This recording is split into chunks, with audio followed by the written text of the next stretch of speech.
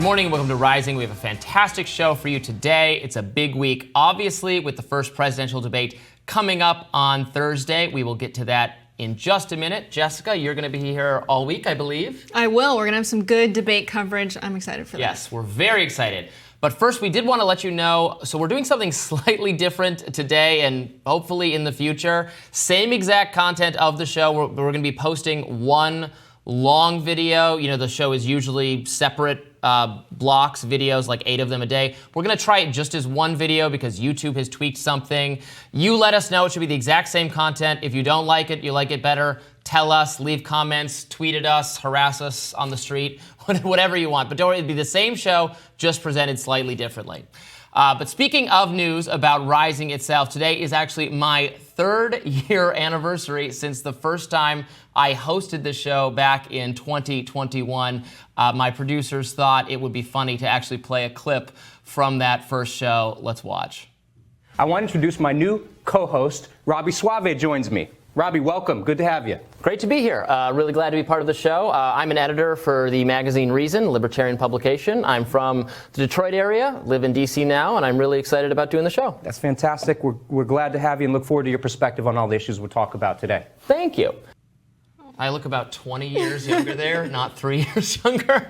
No. Has the show aged you, Robby? Yeah, I think like those pictures of Lincoln from like before the Civil War and then after. I think we're going to play a couple more of those clips later in the show. But okay, let's get to some actual news. The more things change, the more they stay the same. Biden and Trump meeting again in a face-to-face showdown in Atlanta, where the first 2024 presidential debate will go down. The much anticipated event will be just as crucial for President Joe Biden and former President Donald Trump as it will be for the hosting organization CNN. The network, whose ratings have precipitously declined in recent years, will have the monumental task of broadcasting the showdown that is surely going to have monumental consequences for the election in November. Now, in past years, an independent commission has presided over presidential debates. Not this time. CNN has full and total control from moderators to the camera angles, the power to mute the mics of the candidates at their discretion. Both men are prepping for the matchup in their own ways. President Biden is holed up in Camp David, Maryland, hunkering down with a team of advisors helping him practice, according to reporters. The practice will include drilling down on themes Biden's camp hopes will drive the week, and the president's strategy will cap off with a mock debate. Meanwhile, it's business as usual for Trump. He kicked off debate week with a rally in Philadelphia, Biden's adopted hometown. And in true Trump fashion, he went after Biden for secluding himself this week to prepare for Thursday. Went after CNN moderators Dana Bash and Jake Tapper too. Here's a little bit of that. Let's watch. You know, that's the first time that Sleepy Joe has ever beaten Crooked Joe. It's the first. So tonight, we'll refer to him as Sleepy Joe. Because right now, as you know, it's been reported that right now Crooked Joe's gone to a log cabin to study, prepare. No, he didn't. He's sleeping now. Because they want to get him good and strong.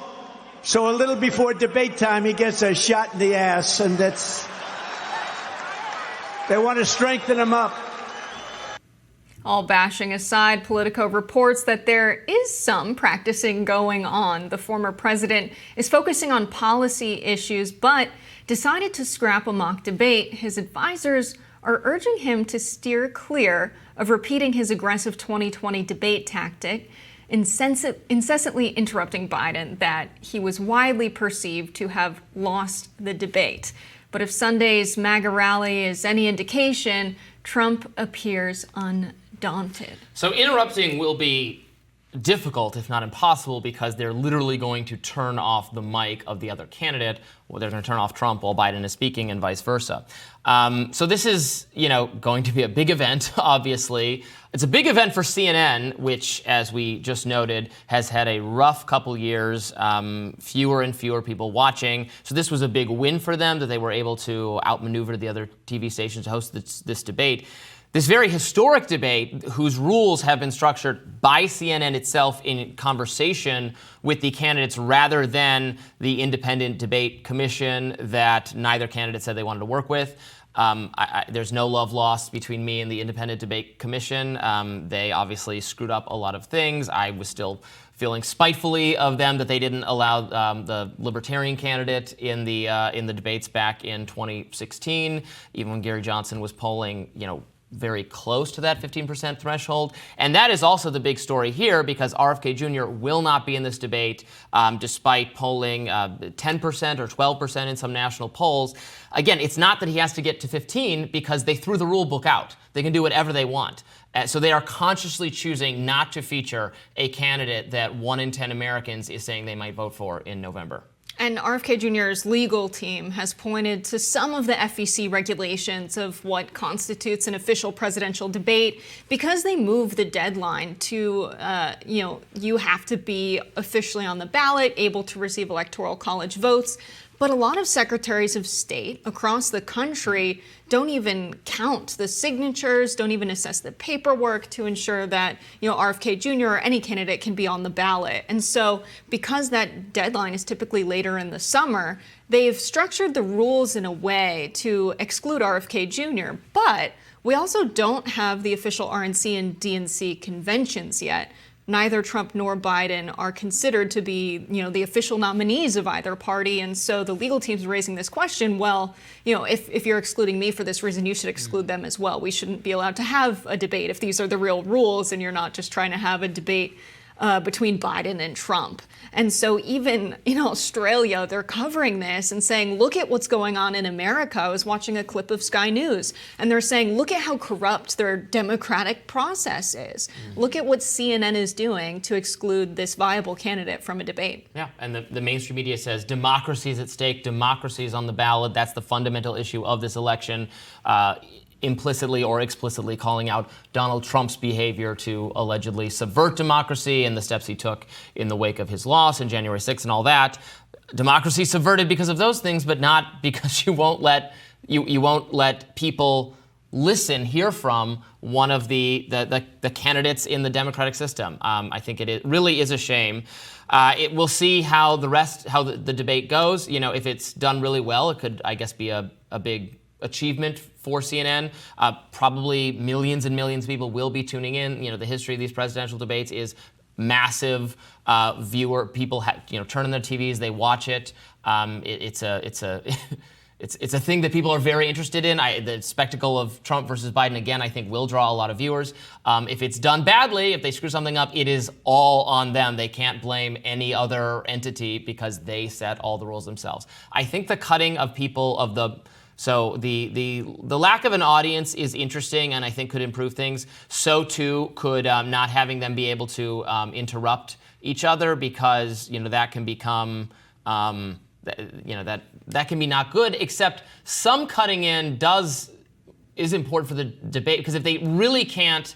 If it's just like I'm going to read a statement and then you're going to read a statement and then I'm going to read a statement, you know what I mean? It starts to chip away at the actual debate-ish element of it. Obviously, if Biden's trying to talk and Trump's just talking over him the whole time, or vice versa. Of course, in one of the debates, it was more Trump arguing with who was it? Chris Wallace, formerly of Fox News, and he was arguing with him more than he was arguing with Joe Biden. Like Wallace appointed himself almost the Democratic candidate in the debate, and I know that performance was really panned. I don't know if it contributed to him leaving Fox, but a lot of conservatives were furious about how he handled that debate. And that was ostensibly a Fox person, although he wasn't at Fox very much longer. Yeah, there was this book that came out, Robert Erickson and Christopher Wisen, about how much presidential debates actually matter, how much they're influencing elections. For a candidate like RFK Jr., of course, he would likely go up in the polls. More people would just be aware of who he is. Right, because of name recognition. Right. Well, he has name recognition, but people don't know. Yeah, and so that would constitute probably a significant change in the polls. But what the data shows is that in 9 presidential elections between 1980 and 2008, that it was only a couple percentage points, if that. So it doesn't change things dramatically, but in a race like this one where it's extremely close, it is very important. But there are cases where, there were shifts in the polls where it's credited to other factors, like in '76, when you had Jimmy Carter and Gerald Ford, he had a gaffe in the debate, and they, credit that to be the shift in the polls. And then you have President Obama in 2012, but of course we had the financial crisis, and they credit that to be the major shifts in the polls. So there's all sorts of reasons why we might see shifts in the polls around the time of the debate, but it's actually a longer trend than just what we're seeing during the debate. Yeah, I think Team Biden's theory is that the reality of Trump running again, potentially being in the White House again, has not sunk in with ordinary everyday Americans, and they need a reminder of that fact, and this is what the debate is going to serve as. I think the theory for Team Trump is that the more exposed, the more put in front of a camera, put in front of an audience Biden is and Trump is, the better it will be for Trump because of all the concerns. I mean, there are some concerns about mental fitness both ways, but are extraordinarily more on the Biden side. The way voters feel, even Democratic voters feel about Biden is horror and concern as they see him, stumble his way through major speeches, through interviews with the press, etc. So I think they're hoping people will see that this guy is just not capable of serving another 4 years. So I think people are sick of both of these guys. We might see a Nixon-Gore scenario where they both go down in the polls after this debate. That would not surprise me either. Now stay with us. We'll be back with more Rising right after this. Donald Trump's wild behavior on The Apprentice, what he knew about his son's affair with a contestant, and his thoughts on Khloe Kardashian and Taylor Swift have all been revealed in a new book, Apprentice in Wonderland. In the making of the book, the author Ramin Setoodeh interviewed Trump more than any other journalist. Setoodeh, who is the co-editor-in-chief of Variety, describes how much the reality show truly shaped Trump's alleged mental decline, and his obsession with Hollywood. Setoodeh joins us now to discuss. Thank you so much for coming on. Thank you for having me. So I want to start with what really caught my eye is the mental decline. Can you speak to what you or people around Trump observed during your time covering him and interviewing with him during The Apprentice? Sure. So my book is based on 6 interviews that I conducted with Donald Trump after he left the White House. He was very, very excited to talk to me for this book because The Apprentice means so much to him, even after he's been leader of the free world, even after he left the presidency. It was a very happy time for him. He felt like he was widely beloved by the American public. And one of the things I noticed in our time together, we did a lot of the interviews in Trump Tower, was between my first and second interview, which were only a few months apart, he had no memory of our first conversation. We had a lengthy sit down, and then I returned to his office later in the summer of 2021, and he told me he couldn't remember me. He couldn't remember talking to me. And it was a jarring moment in our time together. So you're asking him about his time period hosting The Apprentice. This is a time period where Trump gets introduced to a lot of the American people. A lot of voters saw him as a competent, sophisticated business leader because of the actions taken in the course of that reality show. Behind the scenes, and you spoke to to contestants on the show who describe his behavior and all of that. What are some of the highlights you got from those conversations? What was interesting to me was that a lot of the contestants on the show talked about how charismatic he was, how likable he was, how invested he was in them. He really spent a lot of time with the contestants off camera. But I also found in my reporting there was a pattern of inappropriate behavior where he tried to get too close to some contestants, particularly one contestant in season 4. I write about the story of what happened. He kissed her outside the elevator, outside his office, as they became very close and continued to try to have this relationship with her over the years. And I think it's a very interesting story, and it's told really in the full breadth of their talking over the years together, and it's detailed in the book. Now, Bill Pruitt, who is a producer on The Apprentice, came out recently and said that Donald Trump, in a closed-door meeting, but on camera and mic'd up, called Kwame Jackson, one of the finalists of the first season of Apprentice, the N-word, said, "Would America really buy an N-word winning?" in reference to Jackson. Did you hear any of his thoughts in your interviews with him on, her candidacy as a winner or anything, racist about her when you were talking with him about the initial seasons of The Apprentice? Do you think, Bill Pruitt's testimony on this has some merit? I read Bill Pruitt's essay that he published. Donald Trump and I talked about the alleged existence of the tape. He told me that the tape did not exist. He told me that he did not use that word on camera. And he said that if he had used that word on camera, he thought it would have leaked by now, given that he was president of the United States for 4 years and ran for president, and people were trying to find compromising information about him. He was very adamant about that. And Mark Burnett also told me that the tape did not exist. Trump is a figure that, by now has been in the public spotlight for so many years, running for president again. There's nothing, controversial stuff has been coming out from him, from the Access Hollywood tape to the actions taken right after the election. We hear more and more stories about his behavior, his alleged affairs, everything. The people who like him don't seem fazed by any of this whatsoever. So what was your, obviously, finding out more information and publishing more information about former president, maybe our future president, is of course, a worthy endeavor in its own right. But do you think, at this point, is there anyone undecided about Trump who's going, I liked him, but now I don't because I, read this book and I found some information about him from his time as a reality TV star that is damaging? Like nobody's, that doesn't describe any single person in America at this point. Am I wrong?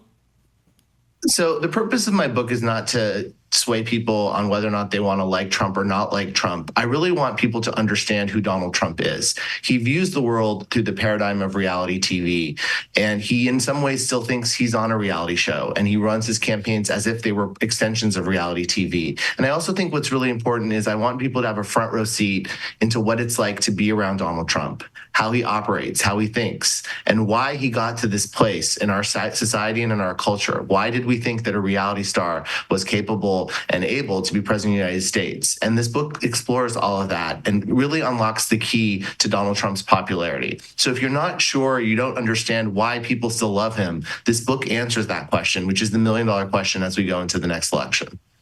I really think about how Trump ran in 2016. It almost seems that what got him cheers at his rallies and campaign events became his favorite talking points. It really seems that he feeds into what gives him the most attention.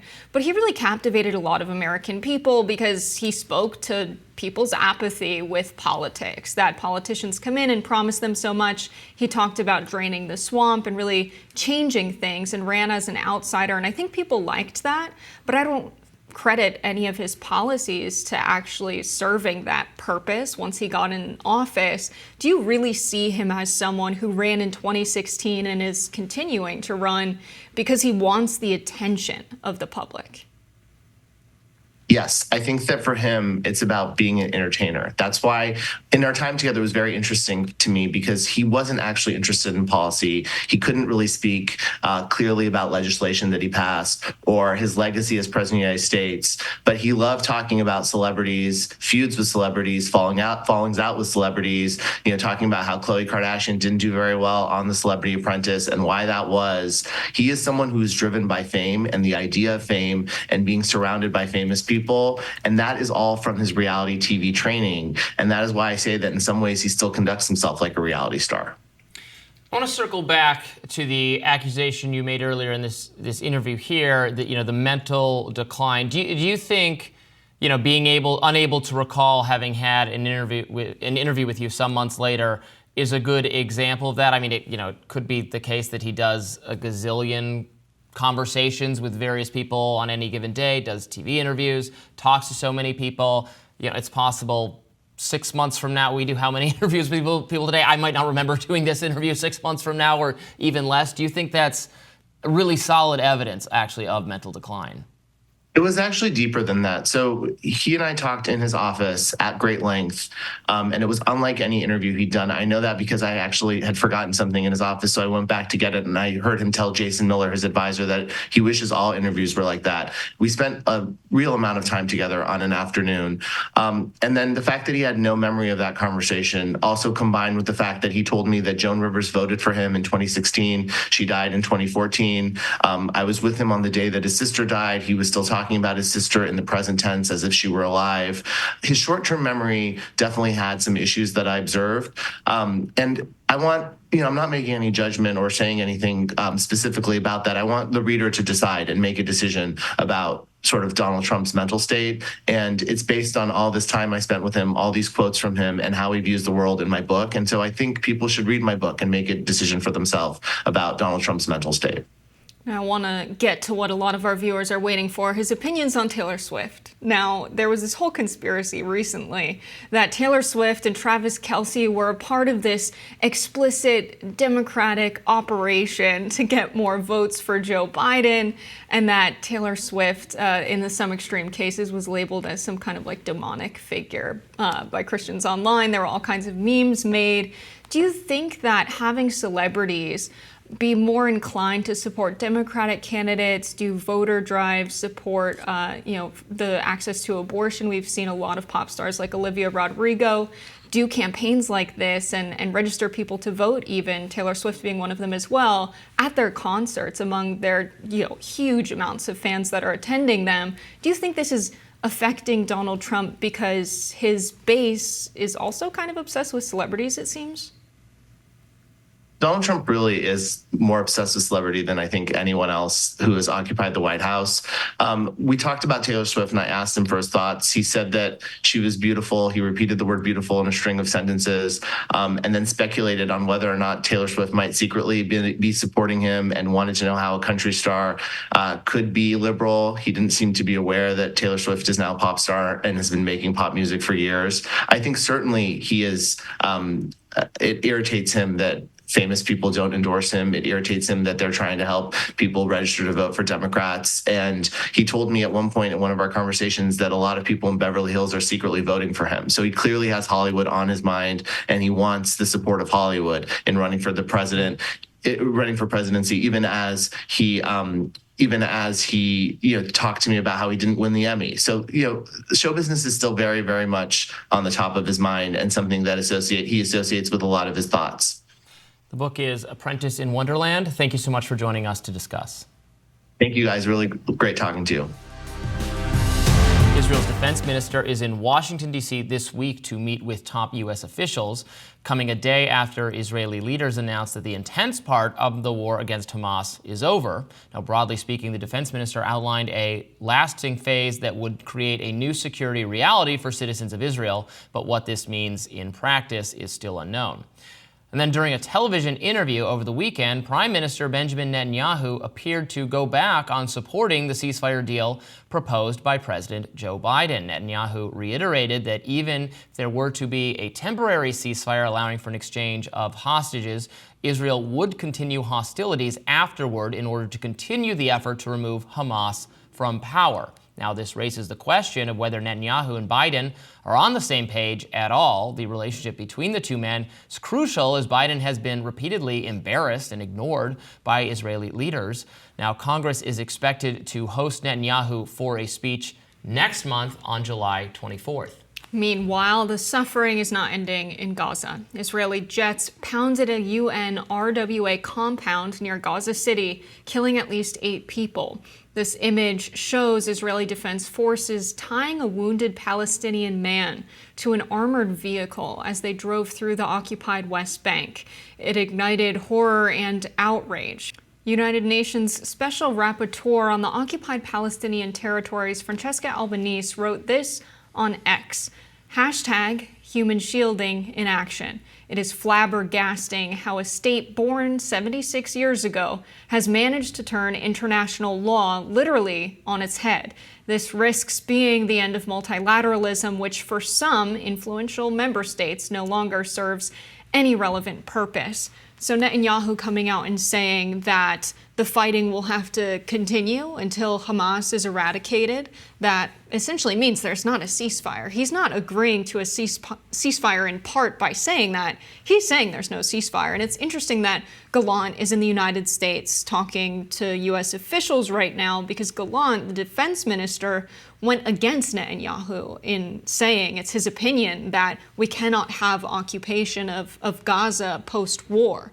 And Biden agreed with that, Blinken agreed with that their spokesperson to the press said, we disagree with that statement from Netanyahu. The fact that he's doubling down on it right now when the defense minister who went against him in May is in the United States is very interesting. Yeah, Biden, I think, keeps trying to reassure.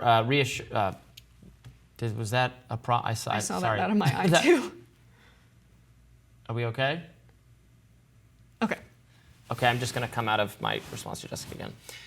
Yeah, it's so interesting. Biden keeps, I think, trying to reassure people that don't worry, stop being mad at me. The war is coming to an end. There's going to be a ceasefire. There's going to be no more fighting. We've all agreed to this. My whole team agrees to this. The Israelis agree to this. Netanyahu agrees to this. Please stop talking to his own viewers, Democratic progressives, young voters, Arab Americans, everyone who is jeopardizing his reelection. Don't worry, don't be mad at me anymore. This is all coming to an end. We have an agreement. And then Netanyahu keeps getting in front of a camera and saying, no, we don't. This will continue until Hamas is gone from power, until they surrender, until they go into exile, or until they're all killed. And so that is, if there can be a brief pause in the fighting to exchange more hostages. But of course, Hamas doesn't want to lose power, so then Hamas hears that and goes, okay, well then I guess the fighting continues. That goes to show that there is not going to be any immediate end to this war. The relevant decision maker, Netanyahu, wants to keep it going. That's his standpoint, that there will be future attacks on Israel unless Hamas is ejected from power.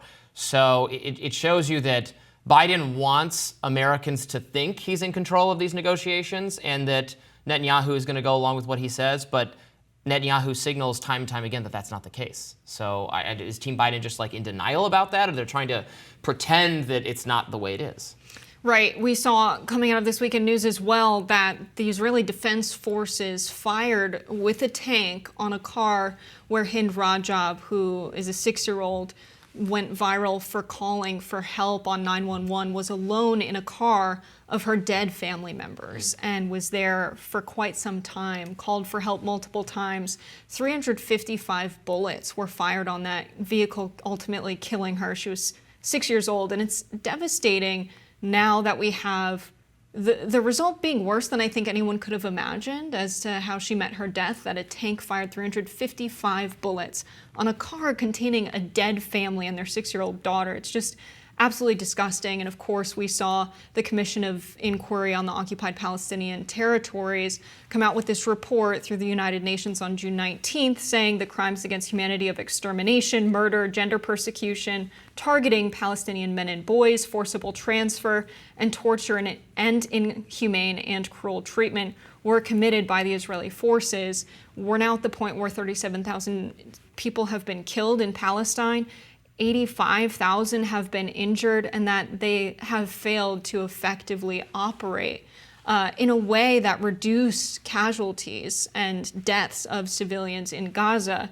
And so at this point, this meeting is crucial. I mean, Biden needs to be pushing for a ceasefire and needs to say the conventional arms transfer policy suggests now that you've been convicted of human rights violations, we can no longer give you weapons. And of course, instead, what we have from this administration is them disagreeing with the council's or the Commission of Inquiry's, findings. They disagreed with it at the point that it was created. And so to call it illegitimate simply because they felt they were giving unfair attention to Israel is just ridiculous. Well, I mean, the pro-Israel side would say that all the things you've just described, the widespread death of civilians, 37,000 and counting, the destruction of Gaza, all of the atrocities happening should induce Hamas, the leadership of the area, to surrender, to give up this bloody, horrific conflict that is resulting in thousands and thousands and thousands of their own people dying. Why don't they value their people's lives at all? Their people's lives is this cheap to them that they're willing to continue a struggle against a wildly more powerful a military, a country, a state, and losing all of these people in the process just to cling to power. Shouldn't the pressure be on them to indeed surrender, so there needs to be no more war and no more conflict? I think if the argument being made is that we must eradicate Hamas and they're bad because they kill innocent civilians, so we're going to kill 36,000 more civilians, it doesn't make sense from a moral or logical perspective. And to credit Hamas for the deaths caused by the Israeli military, their weapons and U.S. weapons sent to them, I just don't think we can do that. I don't think we can say this is Hamas's fault. It's a decision by the Israeli military how they're conducting their operations. And we've seen this pattern of behavior from Netanyahu before, sort of teasing the idea that they would agree to a ceasefire, having Hamas officials come to the table and say what they would agree to. And then as we get close to that point, he pulls back. And to say that there could be a ceasefire and then fighting would continue afterwards, we've seen Benjamin Netanyahu agree to a ceasefire deal, say that these are the safe zones where civilians can safely go to at this point when we're in a ceasefire, and then attack those designated safe zones. And so I don't think we can trust anything Netanyahu says at this point with that demonstrated pattern of behavior. Well, I mean, he's being clear about what he's saying. He's not contradicting himself. He's saying the war will continue until the leaders of the other side are defeated, just as our wars continue. Going back to that UN official, talking about Israel flouting international law. How could a state that's only 76-year-old? Well, international law is only as old as World War II, a conflict in which we demanded the total and unconditional surrender of the countries we were at war with. No partial surrender. The war was over when the leader said, "Okay, we give up, we surrender." We would have blown up every city in Germany and Japan to get that result. And so I don't understand why Israel, Hamas doesn't value its people's lives whatsoever. Why is Israel being expected morally to value those lives more than their own leaders do? Isn't their own leaders? I mean, I say their own leaders. These are not leaders they picked or have any power over who care about them at all. Isn't them leaving power? And it would be an ideal arrangement, would be something to applaud, to be happy to have happen. I think it's a different circumstance because this is a war where the Palestinian people have been denied a military. So is it a war in this case where it's people fighting with whatever weapons they can create? We have footage of just kids throwing rocks at tanks. That's really what we're dealing with here, is Israel backed by the largest military power in the world, and then a swath of people living on land, mostly land that they've been pushed to, that their families not living in. And they're expected to fight back against this huge military. It doesn't feel like the usual applications of war analysis and war morality apply in that kind of a scenario. And so I think when we consider that there's over 9,500 Palestinians imprisoned in Israel, people who defend Israel frequently say, well, anyone who is held hostage in Israel, we should be allowed to do whatever we want to bring our hostages home. What about the Palestinians? What can they do to bring those 9,500 prisoners home? And so it's a terrible situation where I think now what we're going to have is perhaps a result of this meeting of Gallant and the U.S., who have a different perspective on Netanyahu. I think we're going to see a power shift in Israel following this. Stay with us. We'll be back with more Rising in just a minute. Well, what do you know? It turns out former President Donald Trump did not call neo-Nazis and white supremacists very fine people 7 years ago. That's according to a new report from the fact-checking mainstream organization Snopes. Conservatives have long criticized liberals and media figures for repeatedly characterizing Trump as having defended neo-Nazis in 2017. The 2017 Unite the Right rally took place in Charlottesville, where protesters opposed the removal of a Confederate statue. In his response to the events there, Trump said there were, quote, very fine people on both sides, referring to people protesting on both sides of the issue being the removal of Confederate statues and monuments. Now, protesters there were seen carrying, some of them, neo-Confederate flags, Confederate battle flags, Gadsden flags, a Nazi flag, and other flags. Counter-protesters consisted of members of the Black Lives Matter organization, Democratic Socialists of America, National Council of Churches, and more. This spring, Trump's message from the news conference after the rally resurfaced on social media. Hear for yourself what he had to say just 7 years ago. You had some very bad people in that group, but you also had people that were very fine people on both sides. You had people in that group, excuse me, I saw the same pictures as you did. You had people in that group that were there to protest the taking down of, to them, a very, very important statue. The Snopes report received mixed reactions on X. Right-wing commentator Steve Cortez wrote, "Left-wing fact-checker Snopes finally admits the truth about one of the most disgusting lies in American politics, the, quote, Charlottesville hoax about President Trump." But commentator on the left, Kat Abu, chimed in, Snopes is claiming Trump didn't call neo-Nazis at Charlottesville very fine people. Instead, he was referring to protesters and counter-protesters. But Snopes, if you're at a protest led by neo-Nazis on one side and you're on the side of the neo-Nazis, guess what that makes you? I think it makes you a neo-Nazi as well if you're willing to stand next to these people and say, I'm with these guys. I think if you're saying there were good guys on that side, you really can't say that if you believe someone who would stand beside neo-Nazis and say, I'm with them. This is very simple. The media characterized Trump as having said the neo-Nazis were very fine people in response to the protest. What Trump said was, I can read the full remarks. Excuse me, they didn't put themselves down as neo-Nazis. You had some very bad people in that group, but you also had people there that were very fine people on both sides. And then he went on to talk about, again, the issue. So that was taking down a statue of Robert E. Lee. Mm-hmm.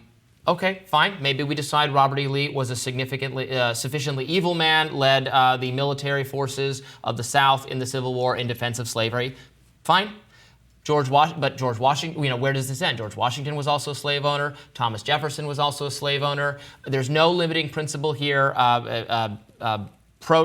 Left protesters have also called for taking down those statues of our founders who were, of course, morally complicated people and involved in things like slavery that are morally indefensible, but are also responsible for the founding of our nation. They fell short of their ideals, and we should absolutely talk about that and contextualize them. But I don't think, and the vast majority of people don't think, we should be taking down statues of George Washington and Thomas Jefferson as well. So that's what Trump was saying. It's so clear in his remarks. He was saying that he was condemning utterly and totally Nazis, neo-Nazis, but saying there are also good people on both sides of the issue of whether we take down statues. And that has been, it was, in my view, so wildly wrongly portrayed by the media for years. So it's interesting now that 7 years later, Snopes, this very mainstream fact-checking organization, wading in now to say, by the way, conservatives were largely correct in saying that the media had mischaracterized those comments.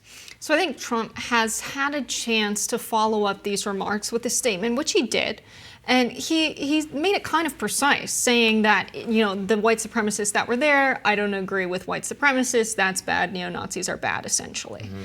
But he didn't clarify and say, this movement and people who support me should not support those people. We're not with them. You should rally with them. I think if any of us showed up to a rally and saw that people were saying things like we need to, get rid of all of the Jews in media, sympathizing with Nazi Germany, using the N-word. There's KKK imperial wizards there, one of whom shot at Corey Long.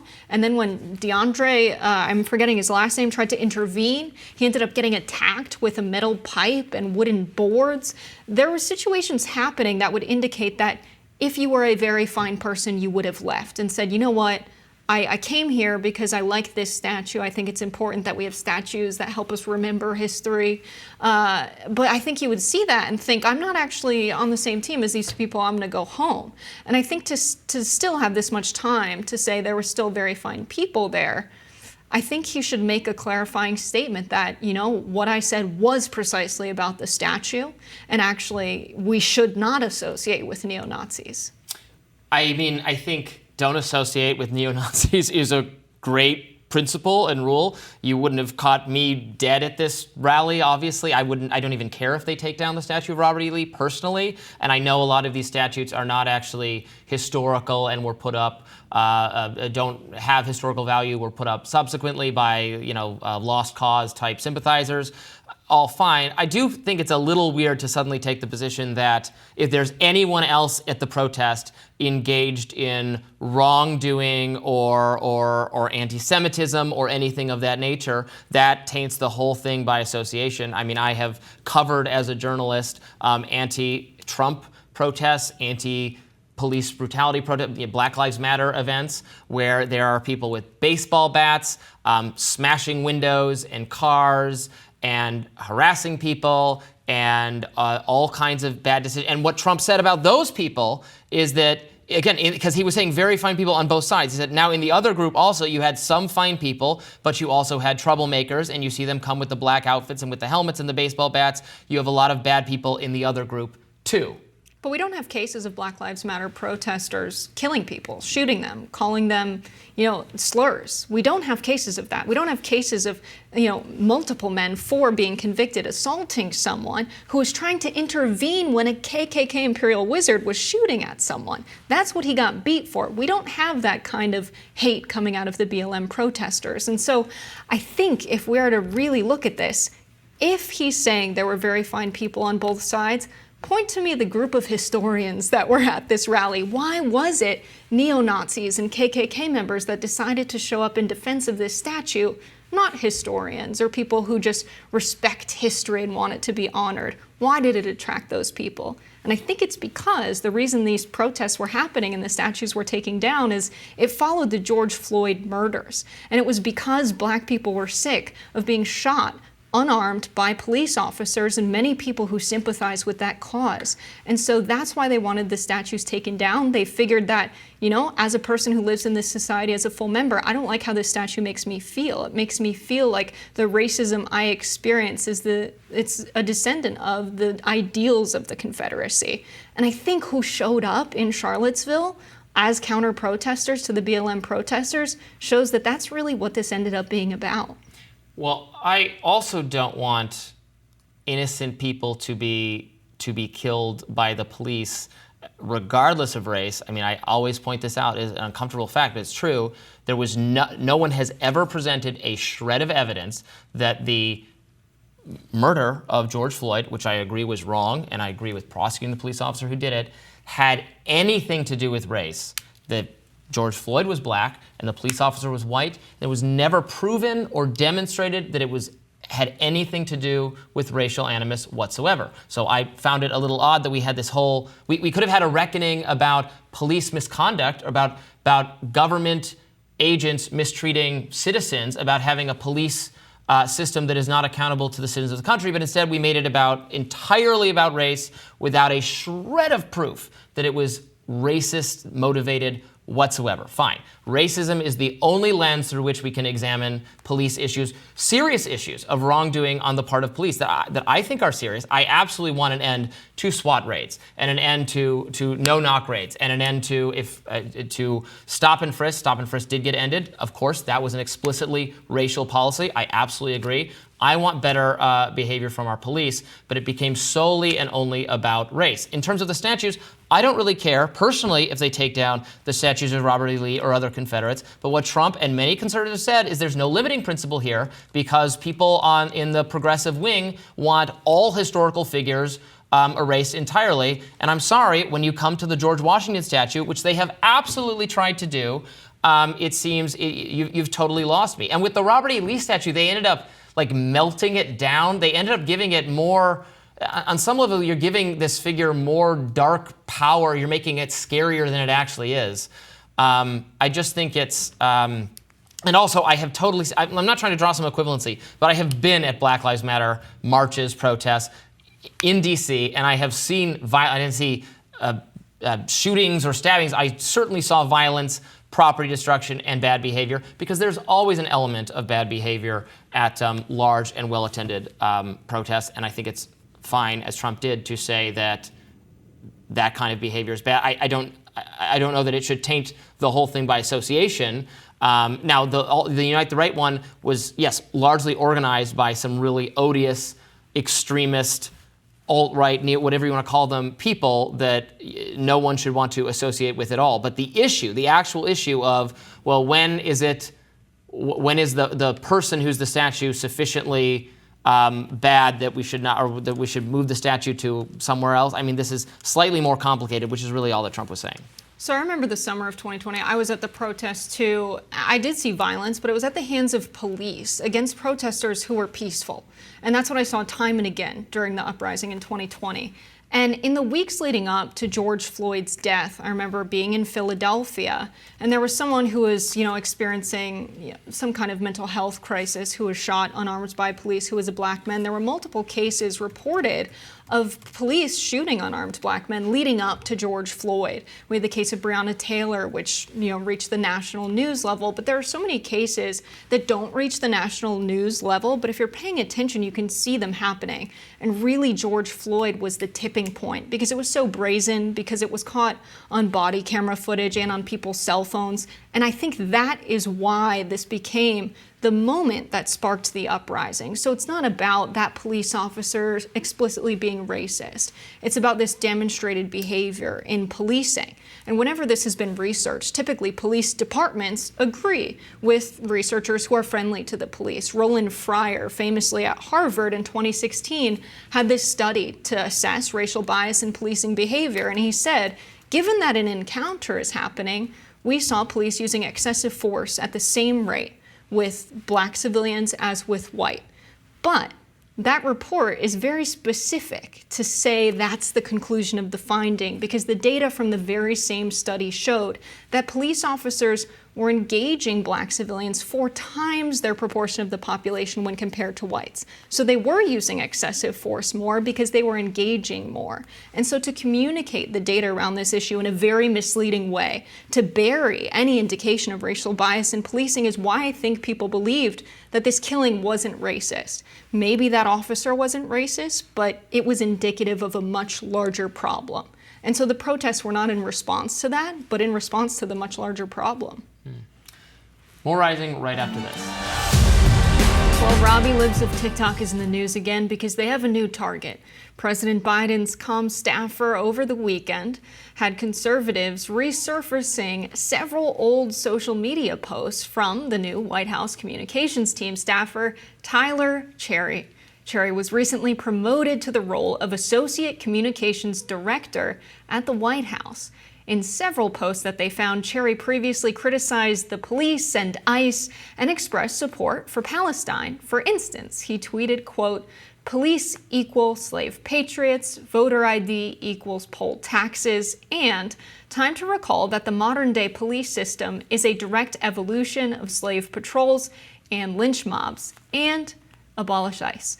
Cherry has since defended himself, tweeting, quote, "Past social media posts from when I was younger do not reflect my current views, period. I support this administration's agenda and will continue my communications work focused on our climate and environmental policies." That apology is not enough for conservatives. Libs of Tik Tok tweeted, quote, "New White House Associate Communications Director is now backpedaling on all his past posts."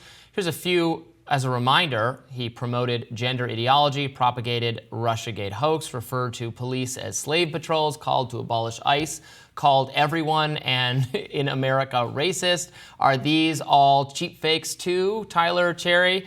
And so there's a lot of conversation about this individual on social media. I also found, you will appreciate or not appreciate this, I should say, also all these posts, he just has all these posts of like, pictures of crowds where he's like, this is all white people, these are too white, and he did that, of course, to Bernie Sanders supporters as a Hillary person. So that totally false idea that all of Bernie Sanders' supporters were just white men. Hillary somehow checks the diversity box of race by being a woman. That's not how that works. Yes, that's how that works. I think it is. I don't think so.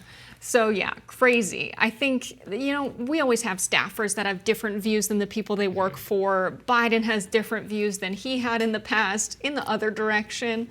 But I think when we consider a staffer's views a reflection of who they work for, we're kind of missing what American politics is all about. He's under clear directives for what statements he needs to get across. He has to stick to the administration's guidelines in terms of what he's communicating. So even if he did still hold these views, he's there to do the job of communicating ideas effectively. He's not producing the ideas. They're coming from Biden and his advisors. Yeah, look, the funny thing here, this person just reads like a parody or a caricature of some wokeness account, like you might have thought it was satire.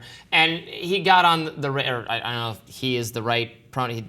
This person self-describes as non-binary, etc. Talks a lot about pronouns. I mean, the reason this person got on the radar of conservatives and Libs of TikTok is that he wears a dress sometimes and presents in a ambiguously gendered way, and they think that's weird and don't like it. I don't care about any of that at all. I don't think you should harass people because they dress differently or what. I absolutely and literally don't care. However, but all these tweets about that just again parody, satire of wokeness, like why is this is him described. Why is my whole family racist? There is no substantial white power movement in this country. Trump won the election because of economics. Wrong. Thankful for Thanksgiving memories like last year when I ruined dinner by sparring with my uncle about systemic racism and police brutality. The police began as slave patrols, which is not actually true. Just very, again, so parody of wokeness type stuff that is like, that's the person you want. Like, I don't think he should lose his job because of his past tweets or something, but it's a communications job, a communications role.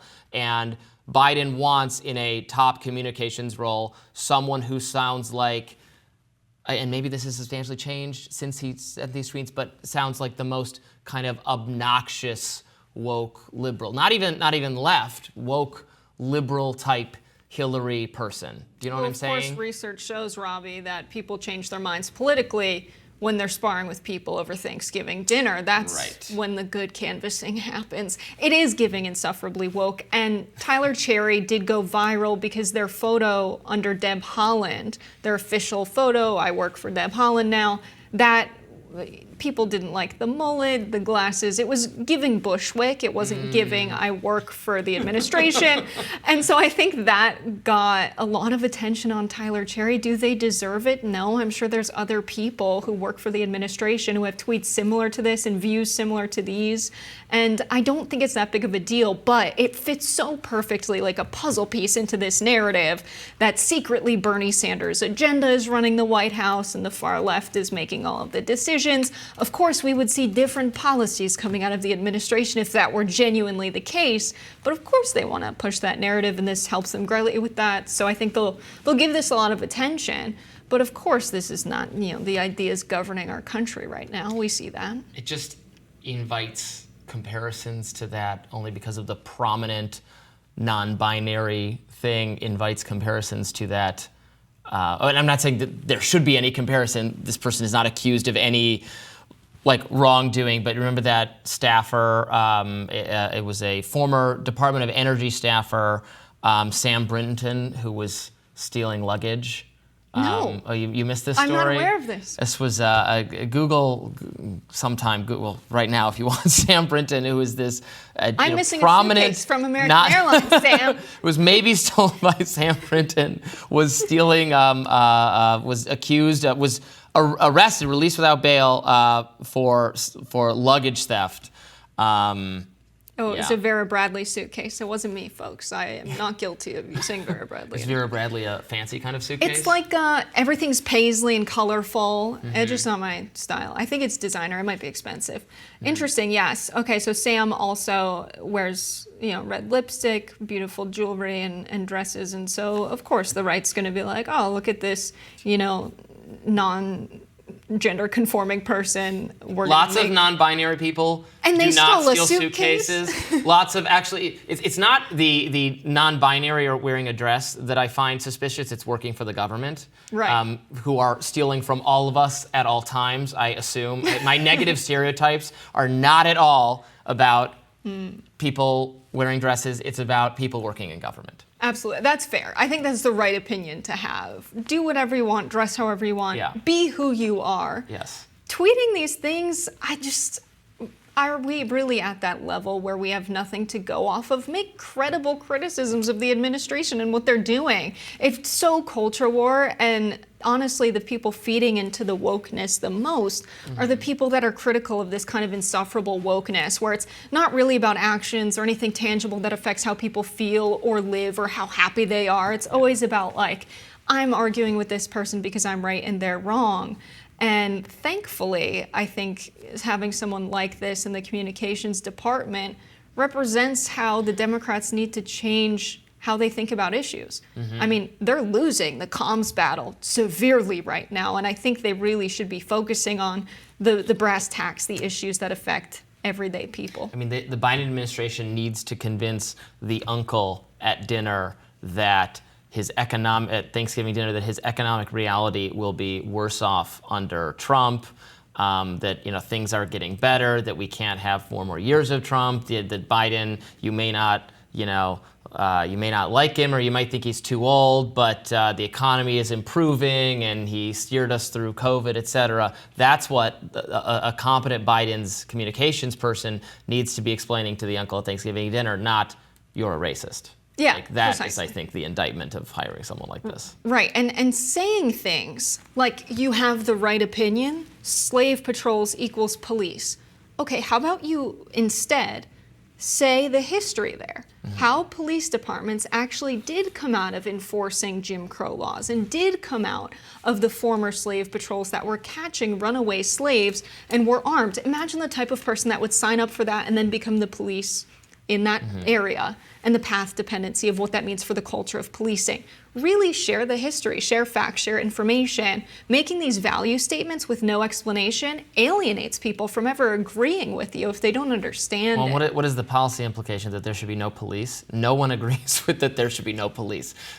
People, including liberals, including minorities, including people who live in the city, people could want better police services. People can want not to be mistreated. I don't want to be mistreated by the police, or black people who don't want to be discriminated against the police. You can want competent police. You can have a variety of opinion on how more or less funding, or that kind of thing. But the police were involved in catching slaves, and so there should be no police. There's no constituency for that view. So of course they're elevating it to White House communications. Right, the conversation first should be, what's wrong with the police? Are they racist? Are they a group of people who, have identity issues because they were bullied in high school and chose this job because they get a lot of power from it? Let's talk about the culture of policing. How much is the organization coming out of slave patrols? People who signed up to wield weapons and catch runaway slaves. That's a very specific type of person to want to sign up for and do that. Ago. Yeah, but the path dependency is still there when you consider the same people enforce the laws in Jim Crow and Reconstruction. You think black people sign up to be police for that reason? No, I think that they sign up because they have some feelings of community safety. They see the benefits of the job and the salary of the job, and I think that's the question we really need to ask. What parts of the culture are still there? The statistics show that there's racial biases in policing that are overwhelming in terms of how much they stop black people more than white people, almost 4 times their share of the population compared to their white counterparts. There's all kinds of evidence of continued racial bias in policing. So have a conversation about what is community safety, how do we bring it about, if not through this way. But the racial biases reflect that there's just tons more crime in areas that are disproportionately, because of, not for racial reasons, but really because of, as you well know, because of poverty. Places that are disproportionately poor, because of some reasons that are historical, treatment of black people, are disproportionately places where people of color live, and that there's disproportionately crime. So you could have 4 times as many stops and have it not be, have it be something we ought to want to not have as a society, but be reflecting not the bias on the part of the police officer. I know there's bias in some cases, but reflecting the fact that there's the crime is overwhelmingly higher in an area where you have more minorities. Again, not because of that because there's inclination toward crime among minority people, but because minority people, for reasons of historical oppression, live in areas where there is more poverty, and poverty does correlate with increased crime. And also, we do have the over-policing of these neighborhoods, the higher police presence in these areas, and it's a chicken or the egg situation. Right. I mean, you have more policing because there's more crime. Right. I mean, people who live in crime-ridden areas don't want, by and large, they don't want there to be fewer police. They want the police to do a better job. they don't want to get rid of the police. They want the police to do more. I think. I think a part of that is the propagandized narratives they get in local news. But I will say that if we consider the path dependency of police coming out of slave patrol, they began as an organization that primarily stayed in areas where black people were. And then enforcing Jim Crow laws and Reconstruction, they were over-policing the areas where black people were. And the path dependency there, if we say, well, these are high crime areas, well, are you inventing things that are crimes only for black people? Yes, that's what defined Jim Crow and Reconstruction. So of course it seems like these areas have higher crimes, but the same behavior was not criminalized for white people. So of course it seems like there's more crime in those areas. But I don't think that justifies the over-policing. I think we have to take a critical look at our history there. More Rising right after this.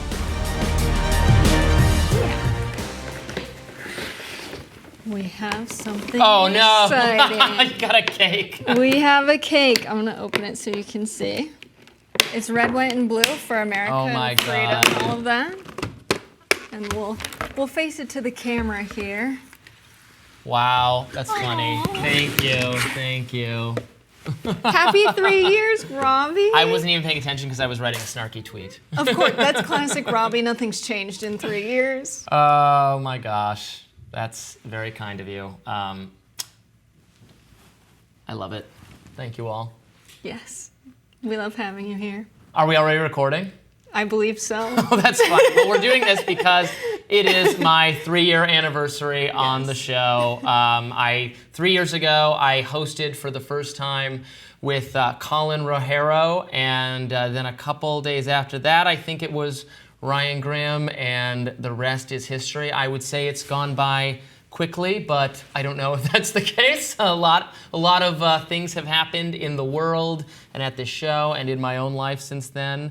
I think we have some clips we're gonna actually play. Oh, there's a great shot of the cake. This one. Did you do the frosting yourself, Jessica? I didn't. Did you bake this? I had someone else do it. In the Airbnb that you're staying in right I would have baked it if I wasn't in an Airbnb. Trust me. All right, let's get to the clip of me on my first day. So we want to start the show looking towards 2024. There's a new straw poll that shows Florida Governor Ron DeSantis is actually leading President Donald Trump. Now, this poll was conducted by the Western Conservative Summit, and it surveyed attendance of this week's 2021 Western Conservative Summit in Colorado, asking voters about their preferred candidate for the 2024 presidential race. I still wear that tie pretty regularly. It's weird seeing past Robby talk about 2024. It's a message from past Robby to future Robby. Really amazing. Here's my first radar. Let's watch. Here's a question. Why do politicians and members of the mainstream media automatically assume that every tragedy is actually a hate crime or a terrorist attack, even before all the facts come in? This weekend brought yet another example after a car ran over and killed a man at a pride parade in Fort Lauderdale, Florida. The perpetrator was initially presumed to be an anti-gay zealot making a political statement, but it later turned out the driver was a participant in the parade. The tragedy now appears to have been an unfortunate accident. Fort Lauderdale Mayor Dean Trantalis didn't waste any time, though. On Twitter, he initially called the accident a terrorist attack against the LGBT community. It was deliberate, it was premeditated, and it was targeted against a specific person. Since none of those things are true, he has now reversed course and admitted he leapt to conclusions. And he wasn't the only one. LGBTQ people are literally being murdered at pride parades in Florida, tweeted Steve Silberman of Wired. Some who bought into the false idea that the attack was a hate crime also blamed Florida Governor Ron DeSantis. They even succeeded at making #DeathSantis a trending topic on Twitter. And as you all probably know by now, basically my favorite subject to discuss, the thing I'm most passionate about, was, of course, COVID-19, an interest that has not wavered since the beginning of my tenure on the show. Take a look. An op-ed in the New York Times notes that the pandemic has actually revealed the weaknesses of the CDC and the agency's constant back and forth with mask mandates and social distancing. Dr. Fauci is also clapping back at his critics over the changing guidance on masks and the origin of COVID, saying, "That's the way science works. You work with the data you have at the time." Yeah, I mean, he keeps trying to say that he changed his mind, but he changed his mind because of new science. I say, but hasn't he partly admitted that he was telling people not to wear masks early on because he was afraid of them being hoarded, or that he was afraid there wasn't going to be enough, a supply for hospitals and that sort of thing? I'm not going to, Dr. Fauci didn't create coronavirus. I don't want to go in any kind of conspiratorial direction with it. No, he did admit But he that. seems to have, okay, maybe we will go there. But he seems to have this attitude that he can't be criticized because you are criticizing science itself if you undermine any sort of credibility. And I think he's been wrong about some things. He's a public official. He's not immune from criticism because he's a scientist by trade. Wow. Now we know officially that Fauci did create coronavirus. Yeah, I know. Fact check. He gave the money to EcoHealth Alliance. They gave it to the Wuhan Institutes of Virology, and now we know that for sure. I spoke too soon. Yeah. So that was Ryan Grimm. That was Philip Wegman, who's been a frequent guest on the show, and Colin, who I first hosted with. I remember getting I got a call to audition for the show. So Crystal and Sagar left. I think around this time, or maybe a few weeks earlier, 3 years ago. I got called by Jimmy Finkelstein, who was the owner of The Hill at the time. His wife had seen me on Fox Business, and so I auditioned for the right of center chair. And then I did the show with Colin, who had been auditioned for the left of center chair, although I think Colin was not interested in doing it for like a long period of time. So we did a few days. I had no idea what I was doing. I had been on Rising as a guest maybe once or twice, so I was familiar with Crystal and Sagar. I just kind of I did not understand the audience at all. I learned everything I knew about the show from the camera guy at the time, Steve. You remember Steve? He set me straight on the kind of people who watch and the things that they're interested in. And then I wasn't back for a few days. And I'm like, maybe I did a bad job. That's probably going to be the end of it. And then they called me back to do it. I think maybe because Ryan Grimm was out of town or something. I can't quite recall. And I'm like, okay, I get to do it again. And by that time, this whole acquisition by Nexstar had just occurred. So Jimmy had sold in between my first time doing it and my next time doing, Jimmy Finkelstein had sold The Hill to Nexstar, to our sibling company, News Nation. And it was and things weren't very different, but just this major thing had happened in between. And then it was me and Ryan Grimm and Kim Iverson for a while, and then all the other people came in the mix, including you, who made your first appearance at Ryan's invitation to talk about TikTok. Am I correct? Yes, and you were the other host. It was my first ever TV interview. Yeah, you were talking about TikTok. What was it? Censoring me. Censorship. So you were nice to me, and I was like, Robby seems fine. Oh. I like Robby. Now you know better. Now. Yeah, now I know much better. But I think, have you been the host longer than anyone ever has? I'd have to look at it Consistently, we have exactly. to I look think at it. I might have been I'm not sure how long Crystal was doing, because Crystal was initially with Buck Sexton for, I think, the first year of Rising. I think Rising started in 2018 or so. So I've probably been doing it about as long as Crystal did it, or maybe longer at this point. That's amazing. And you stuck it out through many different owners, many different hosts. I'm glad we still hold have on you for here. dear life. That's. Did you always know you wanted to be a newsman? Or a journalist, or an opinion commentator? I mean, I started out as a writer. I still write at this magazine, Reason. I definitely do a lot less writing and a lot more talking on television than I ever imagined, particularly because I don't know that I'm particularly good at talking at television, but people keep giving me more and more duties related to discussing the news and opinionating. So somebody must enjoy watching this. Thank you, whoever that is, that they continue to write me checks to do it. It's Fauci. He's just watching. He's your number one fan. Fauci, you think so? Maybe he's a glutton for punishment. Maybe he just loves watching me You keep him honest, criticize him Robby. over the years. You have to do a better job of that. We did have Fauci on one time. It was me and Batya Ungar Sargon was the co-host of the day, and we got to ask him some. I think it was one of the more probing interviews he'd ever done. Obviously, I don't have a super confrontational style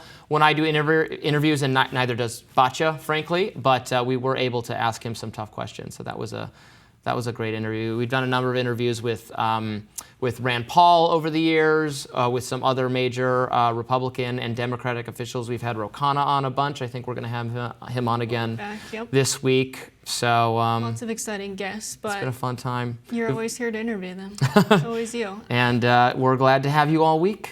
Yes, I'm glad to be here all as well. week. You always bring stories that I wouldn't know about otherwise, and I think as someone who cares about like working class Americans and everyday people, I think your perspective is one that a lot of them share. I think like our show with me on the left, critical of the government and corporations from that perspective, and your perspective on the right, as a libertarian, I think it represents a lot of what I hear from like regular everyday people. So thank you for that. We don't have that a lot in media. I've certainly learned a lot about working class people from hosting the show, from the feedback I get, from the viewers, from reading the comments, from emails I get.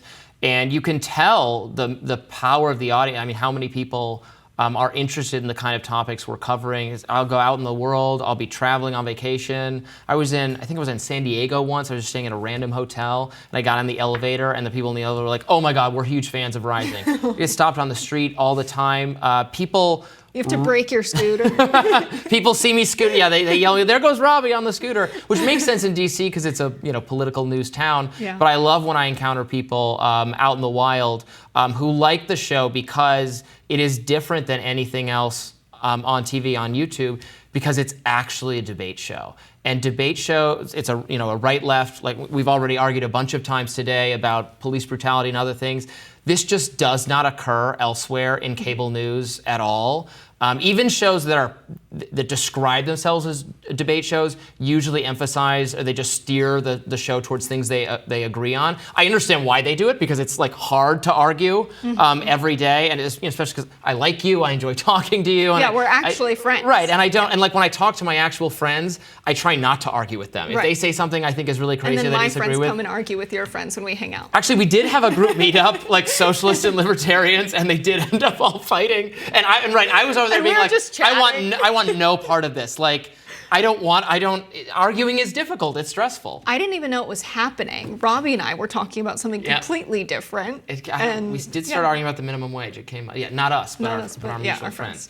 But it's because people have an appetite to hear frank and honest discussions. And it is just not something that occurs. I mean, so many TV shows, so many news programs are the hosts just bringing on somebody who already agrees with them, and the host gives a speech, and then the guest just kind of reiterates using different words that exact speech. It's become more like that over time. Like I think about when I used to watch MSNBC. They would have on Republicans, and I remember watching like Rand Paul on Rachel Maddow's show and her arguing with him, and that happens on the right too. Now, it doesn't happen anymore. They rarely bring on, unless you're going to do like one of those infamous Tucker Carlson, brings on some woke liberal teenager and destroys them, which is kind of can be entertaining, but just doesn't happen that much anymore. Well, whenever we debate, I've never felt like you have made it personal or have assumed my opinions are born of ignorance. It's always, have you thought about it this way? And sometimes I haven't. Sometimes I haven't considered, well, what if the government has too much power in that case and it leads to these bad things? And so I've never thrown a pen at you yet, and I'm going to endeavor to keep it that way. That's my promise to you and to the viewers. Thank you, Rob. As we keep going at this. That does it for the show today. Thank you so much for watching Rising. Thanks for being there over the course of my tenure and into the future. Be sure to like, share, and subscribe so you never miss any content. And for those of you who like to listen while you're on the go, we're now available anywhere you listen to podcasts. Bye. And please let us know if you like this different format of the show. We don't know if we're going to keep it. Again, we're just trying it out. It's the same content, just in one video instead of many, because we're always trying to better understand YouTube and its many mysteries. Let us know how you feel. Stay with us. See you tomorrow.